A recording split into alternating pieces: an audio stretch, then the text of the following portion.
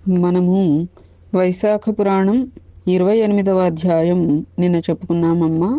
28వ అధ్యాయ పరంగా మనం అక్షయ తృతీయ యొక్క విశిష్టత అనే అంశం రీత్యా తెలుసుకున్నాం. నేటి పరంగా మనం సునీ మోక్ష ప్రాప్తి అనే అంశం చెప్పుకోవడానికి ప్రయత్నం చేద్దాం. శ్రీలక్ష్మీనారాయణాభ్యాం నమః. ఓం నారాయణం నమస్కృత్య నరం చైవ నరోత్తమం దేవీం సరస్వతీం వ్యాసం తతో జయముదీరయేత్. సునీ మోక్ష ప్రాప్తి. నారదుడు అంబరీషునితో వైశాఖ మహిమను ఇట్లు వివరింపసాగెను. శృతదేవుడు శృతకీర్తి మహారాజుతో ఇట్లు పలికెను. మహారాజా, అన్ని తిథులలో వైశాఖ మాసమున శుక్లపక్షమున వచ్చు ద్వాదశి తిథి సర్వపాపములను పోగొట్టును. ఇటి ద్వాదశి నాడు శ్రీహరిని సేవింపనిచో దానములు, తపములు, ఉపవాసములు, వ్రతములు, యాగములు చేయుట, చెరువులు మున్నగు వానిని త్రవ్వించుట అన్నియును వ్యర్థములే. ఈనాడు ప్రాతకాలము చేసినచో గ్రహణకాలమున గంగా తీరమున 1000 గోవులనిచ్చినటువంటి పుణ్యము కలుగును. ఈనాడు చేసిన అన్నదానము విశిష్ట ఫలము కలుగును.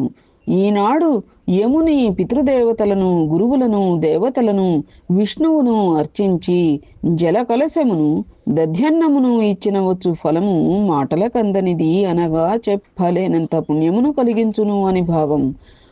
ఆనాడు ఏనాడు? ద్వాదశి తిథి నాడు, శుద్ధ ద్వాదశి నాడు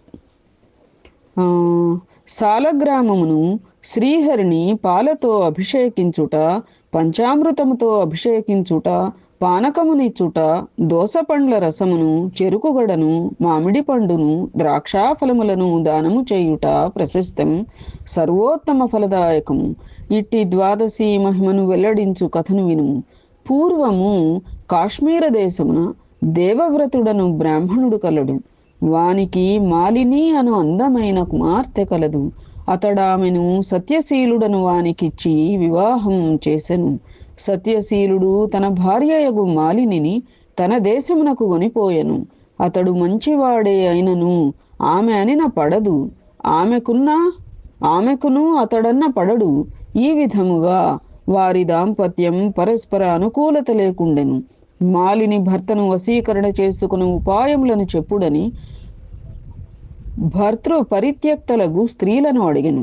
వారును, మేము మా భర్తలకు చేసిన దానిని చెప్పినట్లు చేయము, మాకు కలిగినట్లే నీకును ఫలితం కలుగునని మందు మాకులను వశీకరణకై ఇచ్చు యోగిని వివరములను చెప్పిరి. మాలినియు వారు చెప్పినట్లు ఆ యోగిని వద్దకు పోయి ధనమునిచ్చి తన భర్త తనకు వశమగునట్లు చేయుమని అడిగెను.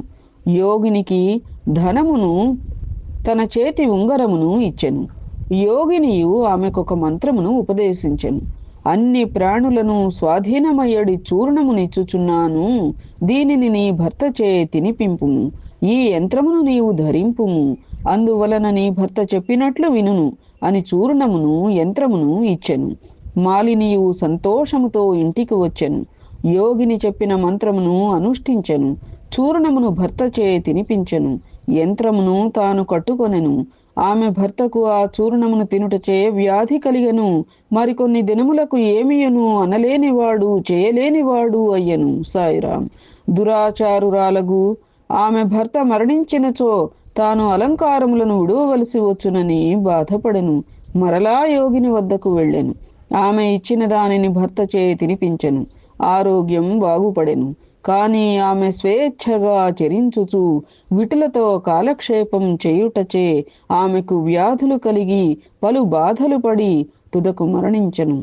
యమలోకమును చేరి పెక్కు చిత్ర విచిత్రములకు హింసలను అనుభవించెను. పలుమారులు కుక్కగా జన్మించెను. కుక్క రూపమున ఉన్నను ఆమెకు వ్యాధులు తప్పలేదు. సవ్వీర దేశమున పద్మబంధువను బ్రాహ్మణుని ఇంట పనిచేయు దాసి గృహమందు కుక్కగా ఉండెను. ఇట్లు 30 సంవత్సరములు గడిచినవి. ఒకప్పుడు వైశాఖ మాసమున ద్వాదశి నాడు పద్మబంధువు కుమారుడు నదీ స్నానము చేసి తిరిగి వచ్చి తులసి అరుగు వద్దకు వచ్చి పాదములను కడుగుకొనెను. సూర్యోదయమునకు ముందే వచ్చిన దాసితో బాటు వచ్చిన కుక్క తులసి అరుగు క్రింద పండుకొని ఉన్నది. బ్రాహ్మణుడు పాదములు కడుగుకున్న నీరు అరుగుపై నుండి జారి క్రింద పడుకున్న కుక్కపై పడెను. ఆ పవిత్ర జలస్పర్శ చేత కుక్కకు పూర్వజన్మ స్మృతి కలిగెను. తాను చేసిన పాపములకు మిక్కిలి పశ్చాత్తాపం కలిగెను. తాను చేసిన దోషములను అన్నింటినీ చెప్పి, విప్రోత్తమ, దీనురాలైన నాపై దయయుంచి వైశాఖ శుద్ధ ద్వాదశి నాడు చేసిన పుణ్యకార్యములను, పుణ్యఫలమును నాకు ధారపోసి నన్ను రక్షింపుము అని బహువిధములుగా వేడుకొనెను. కుక్క మాటలాడుట ఏమిటి అని ఆశ్చర్యపడిన ఆ బ్రాహ్మణుడు అది చేసిన పాపములను విని, తాను ద్వాదశి నాడు చేసిన ప్రాతకాల నదీ స్నానము, పూజ, కథాశ్రవణము, జపము, తపము, హోమము, ఉపవాసము మున్నగు పుణ్యకార్యముల పుణ్యఫలమునిచ్చుటకు అంగీకరింపలేదు. కుక్క రూపమున ఉన్న మాలిని మరలా పెక్కు విధములుగా దీనురాలయ్య అతడిని ప్రార్థించెను. బ్రాహ్మణుడు మాత్రం అంగీకరించలేదు. అప్పుడా కుక్క మిక్కిలి దీనముగా, దయాశాలి పద్మబంధు, నన్ను దయజూడుము. గృహస్థు తను పోషింపదగిన వారిని రక్షించుట ధర్మం. నీచులు, కాకులు, కుక్కలు ఆ ఇంటిలోని బలులను, ఉచ్చిష్టములను తినుట చేత వానికి పోష్యములై రక్షింపదగియున్నవి. కావున నేను నీకు పోష్యరాలను, రక్షింపదగిన దానను. జగత్కర్తయగు యజమానియగు విష్ణువునకు మనము పోష్యులమై రక్షింపదగిన వారమైనట్లుగా నేనును నీచే రక్షింపదగిన దాననని బహువిధములుగా ప్రార్థించను. పద్మబంధు వాని మాటలను విని వెలుపలికి వచ్చి ఏమని పుత్రుని అడిగెను. పుత్రుడు చెప్పిన వృత్తాంతమును, కుక్క మాటలను విని ఆశ్చర్యపడెను. పుత్రుని చూచి, నాయనా, నీవిట్లు పలుకరాదు. సజ్జనులు ఇట్లు మాటలాడరు. పాపాత్ములు తమ సౌఖ్యముల కొరకై పాపములను చేసి అవమానితులగుచున్నారు. సజ్జనులు పరోపకారము కొరకై పాటుపడుదురు. చంద్రుడు, సూర్యుడు, వాయువు, భూమి, అగ్ని, నీరు, చందనము, వృక్షములు సజ్జనులు పరోపకారమునకు మాత్రమే ఉన్నారు.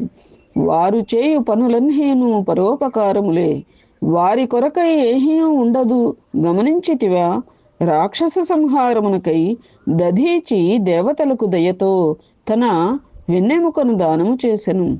పావురమును రక్షించుటకై శిబి చక్రవర్తి ఆకలిగల డేగకు తన మాంసమునిచ్చెను. జీమూత వాహనుడగు రాజు సర్పరక్షణకై తనను గరుడునకు అర్పించుకొనెను. కావున భూసురుడు, భూమిపైనున్న దేవత, బ్రాహ్మణుడు దయావంతుడై ఉండవలేను. మనస్సు పరిశుద్ధముగా ఉన్నప్పుడు దైవం వర్షించును. మనశుద్ధి లేనిచో దైవం వర్షింపదు. చంద్రుడు ఉత్తమాది భేదము లేకుండా వెన్నెలని అంతటా ప్రసరింపచేయుచున్నాడు కదా.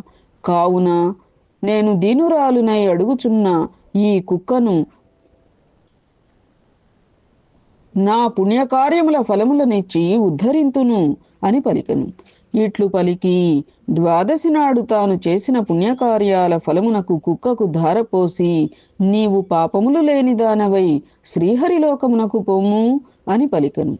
అతడిట్లు పలుకుచుండగా ఆ కుక్క రూపమును విడిచి దివ్యాభరణ భూషితురాలైన సుందరిగా నిలిచెను. బ్రాహ్మణునకు నమస్కరించి కృతజ్ఞతను తెలిపి తన కాంతితో దిక్కులను ప్రకాశింపచేయుచు దివ్య విమానమునెక్కిపోయెను. స్వర్గమున పెక్కు భోగములను అనుభవించి భూలోకమున నరనారాయణ స్వరూపుడగు దైవము నుండి పుట్టి ఊర్వశిగా ప్రసిద్ధి నందెను. యోగులు మాత్రమే పొందునట్టి, అగ్నివలే ప్రకాశించునట్టి, సర్వోత్తమమగునట్టి, ఎట్టి వారికైనా మోహమును కలిగించునట్టి పరమార్థ స్వరూపమగు సౌందర్యమును పొందెను. త్రిలోక సుందరిగా ప్రసిద్ధి చెందెను. పద్మబంధు ఆ ద్వాదశి తిథిని పుణ్యములను వృద్ధి చెందించు విష్ణుప్రీతికరమైన పుణ్యతిథిగా లోకములలో ప్రసిద్ధి నందించెను. ఆ ద్వాదశి తిథి కొన్ని కోట్ల సూర్యచంద్ర గ్రహణముల కంటే, సమస్త యజ్ఞయాగాదుల కంటే అధికమైన పుణ్యరూపము కలదై త్రిలోక ప్రసిద్ధమయ్యను అని శృతదేవుడు శృతకీర్తికి వైశాఖ శుద్ధ ద్వాదశి మహిమను వివరించెనని నారదుడు అంబరీషునకు వైశాఖ మహిమను వివరించుచూ చెప్పెను. ఇది శ్రీ స్కాంద పురాణాంతర్గత వైష్ణవఖండే వైశాఖపురాణే 29వ అధ్యాయం సంపూర్ణం. ఏతత్ఫలం సర్వం సద్గురుచరణారవిందార్పణమస్తు. సద్గురవే నమః. శ్రీమాత్రే నమః. శ్రీలక్ష్మీనారాయణాభ్యాం నమః.